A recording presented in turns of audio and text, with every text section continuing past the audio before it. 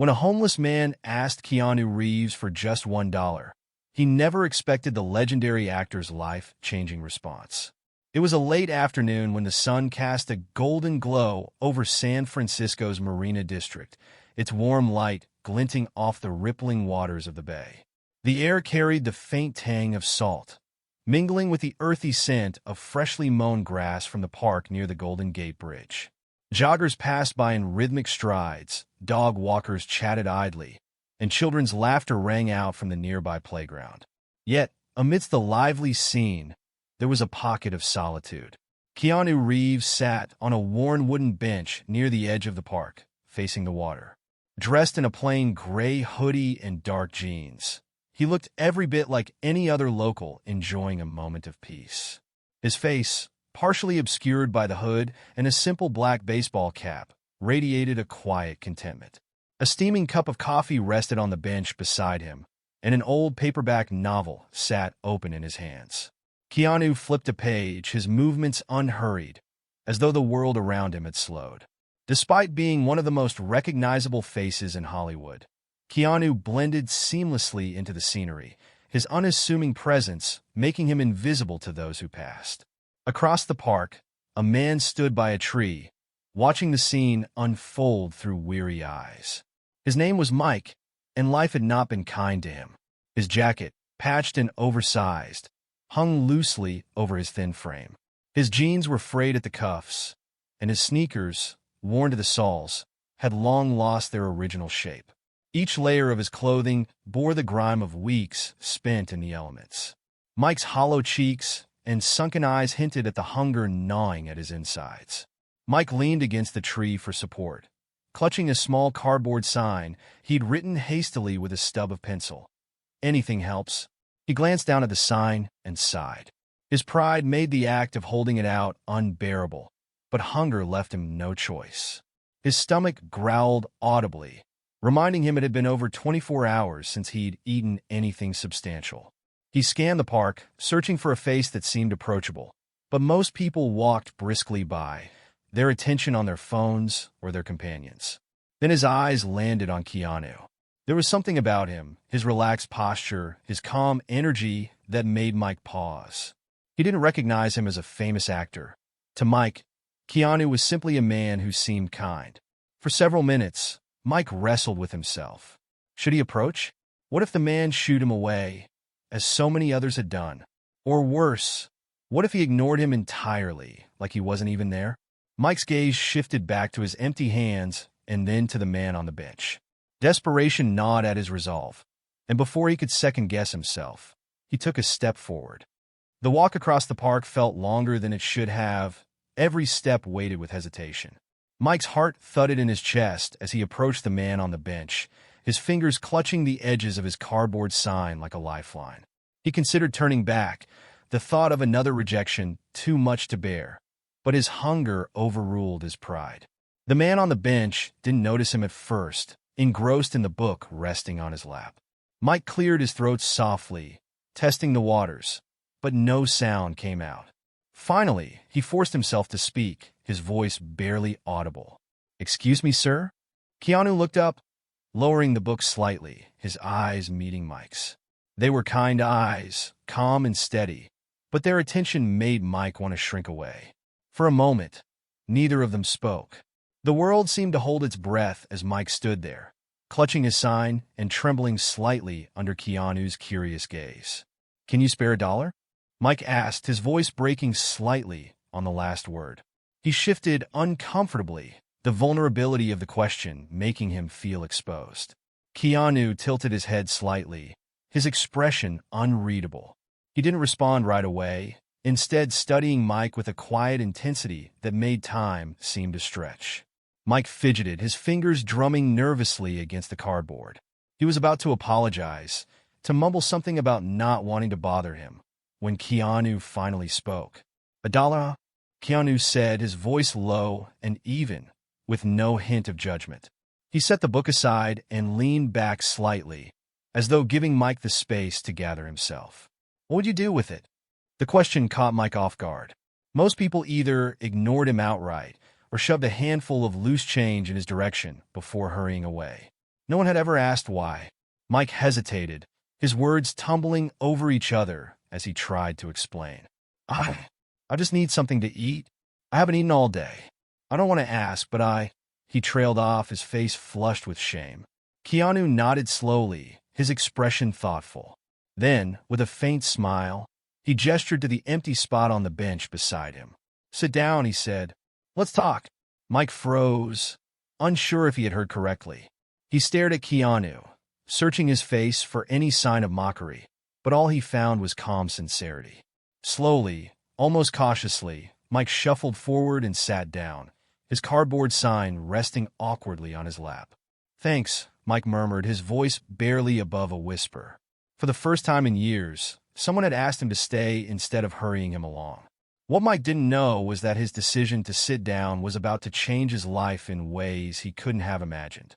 Keanu slowly closed the paperback in his hands, his thumb marking the page as he looked up at the man standing before him. The air seemed to shift slightly, the quiet hum of the park fading into the background. His calm, dark eyes met Mike's, steady and unhurried, taking in the details that told a story without words. Mike's weathered face, the tremor in his hands as they clutched the edge of his cardboard sign, the way his shoulders seemed to sag under an invisible weight. It was all there, laid bare in the few seconds of silence that followed. For Mike, those seconds felt like hours. His instinct was to retreat, to avoid the scrutiny of those sharp yet kind eyes. He glanced down, his gaze settling on his shoes, which were scuffed and riddled with holes. "I'm sorry," he muttered, the words tumbling out quickly. "I didn't mean to bother you. Keanu raised a hand gently, stopping him mid-sentence. "No need to apologize," he said, his voice calm and even, like a breeze cutting through the stillness. He leaned back on the bench, tilting his head slightly as he regarded Mike with a curious expression. Then he asked, "Why $1?" The question caught Mike off guard. He blinked, looking back at Keanu, unsure how to respond. Most people didn't ask questions. They either ignored him completely or gave him a few coins without meeting his eyes. This was different. He felt seen, and it was unnerving. I just need enough to get something to eat," Mike finally stammered, his voice raw. "I'm not trying to ask for much. I don't want to impose." He looked away, his face flushing with shame. Keanu didn't say anything right away. Instead, he nodded slowly, as if turning Mike's words over in his mind. His expression didn't hold pity or judgment, just a quiet thoughtfulness that put Mike slightly at ease. The silence hung between them for a moment longer, and then Keanu did something Mike didn't expect. He placed the book beside him on the bench, crossed one leg over the other, and smiled faintly. It was a small smile, but it carried warmth.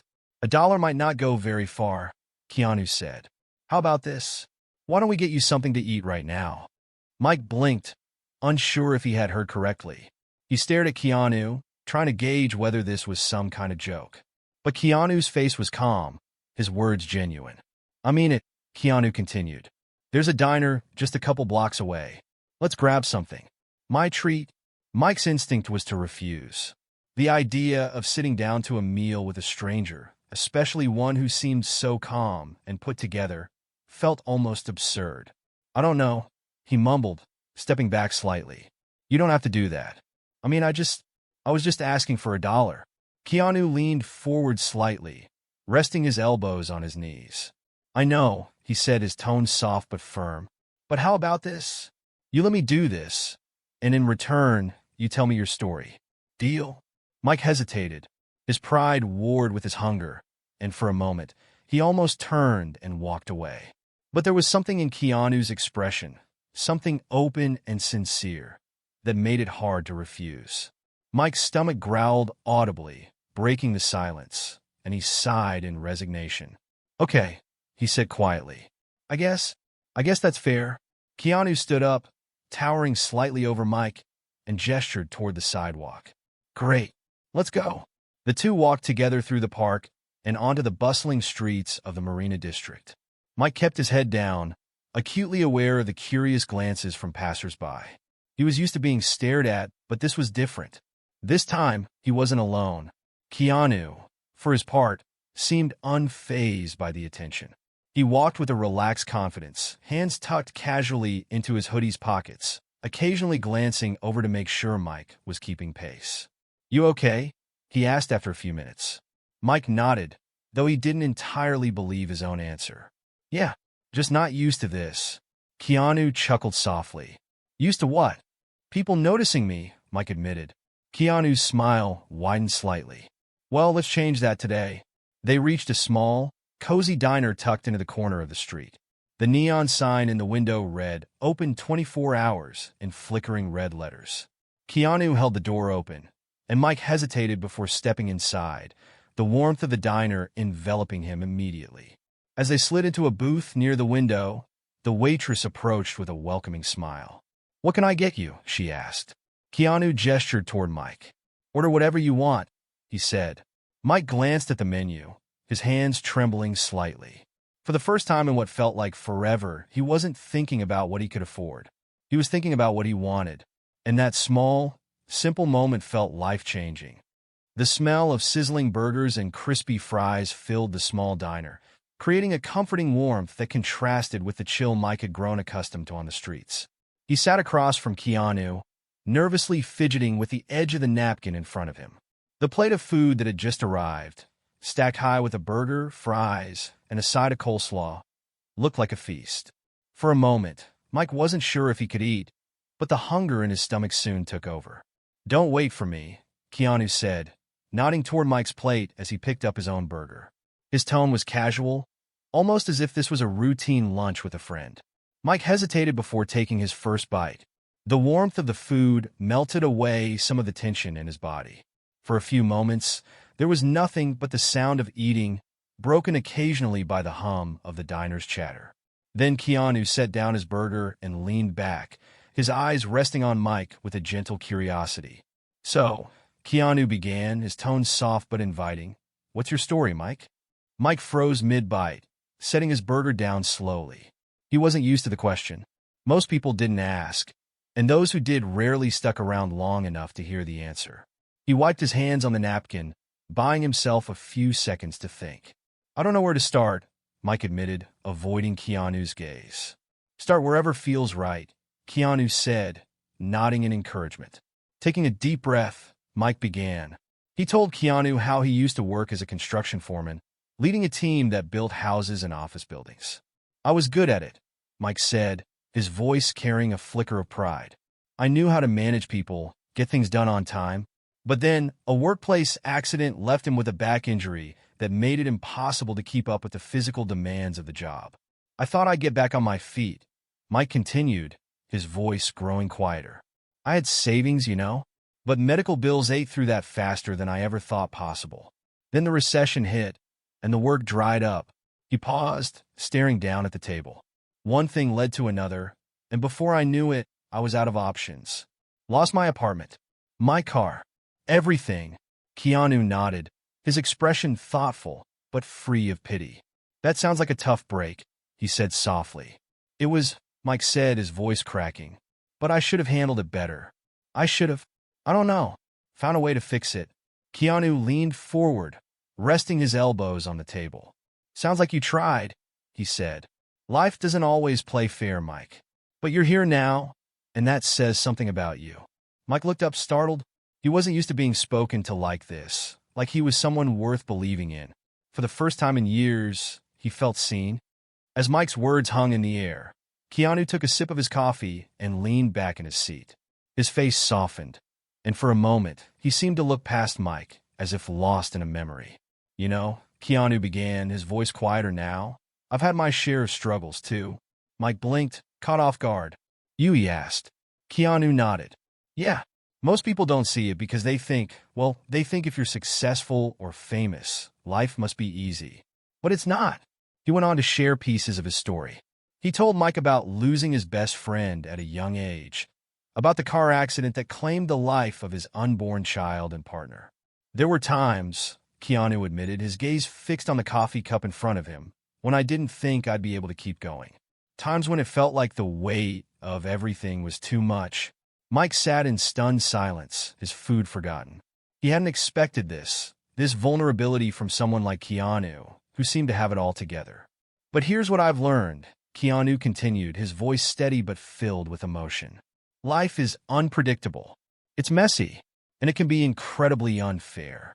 But it's also full of moments, small moments, where you get to choose. You can either let the hard stuff break you, or you can find a way to keep moving forward. Mike's throat tightened as he listened. He wanted to argue, to say that it wasn't that simple, but something about Keanu's words hit him deeply. Keanu leaned forward again, meeting Mike's eyes. I'm not saying it's easy. It's not. But you're still here, Mike. That means you've got a chance to rewrite the story, to make the next chapter something different. For the first time in years, Mike felt something stir inside him, a tiny spark of hope. You really believe that? He asked, his voice barely above a whisper. Keanu smiled faintly. I do. And you should too. The two sat there for a moment, the quiet between them filled with a shared understanding. Though their lives had been worlds apart, their pain and survival gave them common ground. Thanks, Mike said finally, his voice rough with emotion. For listening. For everything. Keanu nodded. Anytime, he said simply. Sometimes, all it takes is someone willing to listen. I've been lucky to have people like that in my life. Now it's my turn to be that for someone else. And in that moment, Mike knew that his life might finally be ready to change. As the waitress cleared their plates, Keanu leaned back in the booth, his gaze thoughtful and measured. Mike fidgeted with his coffee cup, unsure of what to expect next. The kindness Keanu had shown so far was already more than most people offered, and Mike was bracing himself for the moment when this unexpected connection would end, as it always did. But Keanu wasn't finished. He reached into the front pocket of his hoodie and pulled out his phone. There's a shelter in the Tenderloin, he said, his voice steady and confident. I know someone who works there. They help people get back on their feet, housing, job placement, the whole thing. I'm going to give them a call. Mike blinked, his heart racing. You don't have to do that, he said quickly, his words tumbling over each other. I mean, it's fine. You've already done enough. Keanu held up a hand, stopping him gently. Mike, listen. This isn't about doing you a favor. It's about giving you a shot. Just hear me out. Mike fell silent, watching as Keanu tapped at his phone. A part of him wanted to believe this could be real, but another part, the part hardened by years of disappointment, wasn't so sure. He shifted uncomfortably in his seat, the instinct to walk away creeping in. Keanu noticed. He glanced up, his calm gaze meeting Mike's. I get it, he said quietly. You've probably heard a lot of promises that didn't go anywhere. But trust me, this isn't charity. It's a chance. It's up to you to take it. The words landed with surprising weight, cutting through Mike's doubts. He nodded slowly, though skepticism still lingered at the edges of his mind. A few minutes later, Keanu ended the call. It's set, he said, sliding his phone back into his pocket. They're expecting you. Ask for a guy named Carlos. He'll take care of you. Before Mike could respond, Keanu reached into another pocket and pulled out a small, unassuming business card. He slid it across the table. Here, he said, this has my number. If things don't work out, or if you ever feel stuck, call me. Don't hesitate. Mike stared at the card, his hands trembling as he picked it up. The simplicity of the gesture, the genuine care behind it, felt overwhelming. Why are you doing this? He asked, his voice cracking. Keanu smiled faintly. Because someone did it for me once, he said, and it changed everything. The next morning, Mike found himself standing outside the shelter in the heart of the Tenderloin district. The building was modest but welcoming, its front door framed by a simple sign that read Harbor of Hope. He clutched the business card Keanu had given him, the edges worn from where his fingers had traced it nervously throughout the night. The thought of stepping inside filled him with a mix of hope and dread. What if it didn't work out? What if they turned him away, like so many others had? But then he remembered Keanu's words. It's up to you to take it. Taking a deep breath, Mike pushed the door open. The inside of the shelter was bustling, but organized. Staff members moved quickly, but kindly, directing people to various services. The hum of activity made Mike feel out of place at first, but a warm voice broke through his uncertainty. Can I help you? Mike turned to see a man with a kind face and a clipboard in hand. Yeah, Mike stammered. I'm supposed to ask for Carlos? The man smiled. You found him. Let's get you started. Carlos didn't waste time. Within an hour, Mike had been assigned a temporary bed in the shelter's dormitory and introduced to the staff member responsible for job placement. They asked him questions about his skills, his work history, and his goals. For the first time in years, Mike felt like someone was actually listening, not just to his problems, but to his potential. The shelter connected him with a temporary job at a nearby warehouse. It wasn't glamorous, but it was a start. On his first day, Mike showed up early, eager to prove himself. The physical work was challenging, but it reminded him of the pride he once felt as a construction worker. Each shift left him exhausted, but it was a good exhaustion, the kind that came with purpose. Within weeks, Mike began to see progress. The shelter helped him open a bank account, and his first paycheck brought tears to his eyes. With their guidance, he secured a small room in a shared apartment. It wasn't much, but it was a space he could call home. Through it all, Keanu's business card remained tucked safely in Mike's wallet, a constant reminder of the moment that had set everything in motion. One evening, as Mike sat in his modest room, he looked at the card and smiled. For the first time in years, he felt like he was moving forward. The road ahead would still be difficult, but he had taken the first step, and that made all the difference. The months passed steadily, and with each passing week, Mike found himself rebuilding not just his life, but his sense of self-worth. The warehouse job had turned into a stable position, and he'd even earned a small promotion for his reliability and hard work. The modest room in the shared apartment became his sanctuary, a place he could retreat to at the end of the day. His once ragged clothes were replaced with clean, practical outfits. He even found himself looking in mirrors again, something he'd avoided for years. But through it all, Mike never forgot the moment in the diner with Keanu. The simple act of kindness, the belief that a stranger had shown him, had been the catalyst for everything. One evening, as he sat at the small desk in his room, Mike stared at a blank sheet of paper, a pen in hand. He didn't know where to start, but he knew he had to write to Keanu. "Dear King," the letter began. The words poured out slowly at first, but soon they flowed freely.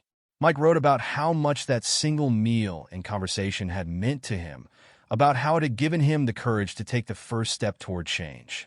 He told Keanu about the job, the apartment, and how he was finally starting to feel like himself again. "I don't know if you'll even remember me," Mike wrote toward the end, "but I'll never forget what you did for me. You probably didn't think it was a big deal, but it changed my life. Thank you for seeing me when no one else did. Thank you for believing in me when I didn't believe in myself." He signed the letter, folded it carefully, and slipped it into an envelope. He didn't expect a response, but sending the letter felt like closure, a way to express his gratitude and reflect on how far he'd come.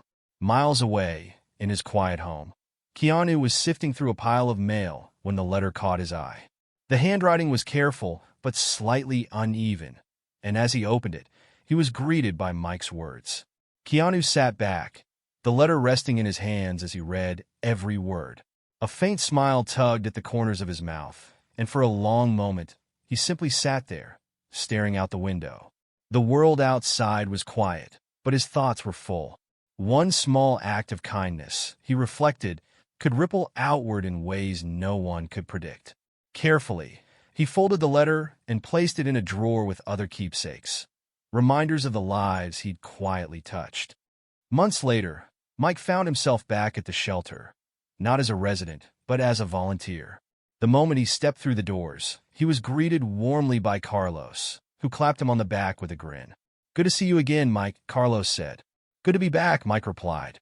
For the first time in years, Mike felt a sense of purpose. He started volunteering a few nights a week, helping with meal preparation and job placement sessions. He shared his story with those who came in feeling hopeless, offering them the same encouragement that Keanu had given him.